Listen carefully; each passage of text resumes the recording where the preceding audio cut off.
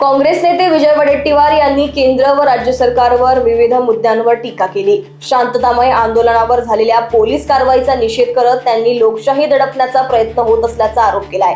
औद्योगिक प्रकल्पांसाठी सुपीक जमीन संपादित करण्यास काँग्रेसचा विरोध कायम राहील आणि शेतकऱ्यांवर बळजबरी झाल्यास पक्ष त्यांच्या पाठीशी उभा राहील असे त्यांनी स्पष्ट केले।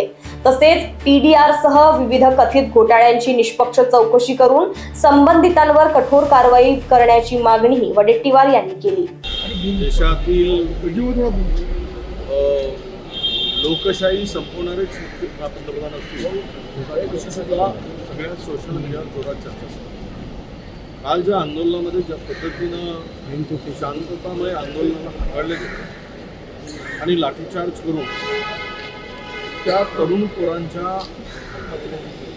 पोरांना जखमी केलं गेलं, ज्या पद्धतीनं पोलीस गुंडगिरीसारखे वागत होते, यावरून जंतर मंतर हे लोकशाहीच्या आणि या देशातील जनतेच्या हक्काचे केंद्रस्थान आंदोलन होतं। हे आंदोलन ज्या पद्धतीनं सोनम वांगचुकला उचलून चिरडण्याचा प्रयत्न झाला, यावरून या देशातील लोकशाहीला आता धोका निर्माण झाला आहे। कालच्या लाठीचार्ज करण्याची का गरज होती? ही शांततामय आंदोलनाला त्या पद्धतीनं चिरडण्याची का आवश्यकता होती? आंदोलनाला हे सरकार, मोदी सरकार का घाबरते आहे?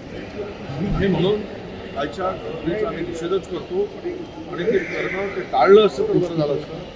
पण असं आहे की त्या कालच्या आंदोलनाला ज्या पद्धतीनं हाताळलं गेलं, त्याबद्दल त्यामधून या देशातील तरुणांचा आपण जरी थांबणार नाही हे आता मात्र। लोकवाहिनी मीडियासाठी रोशन बोकडे यांची रिपोर्ट, नागपूर।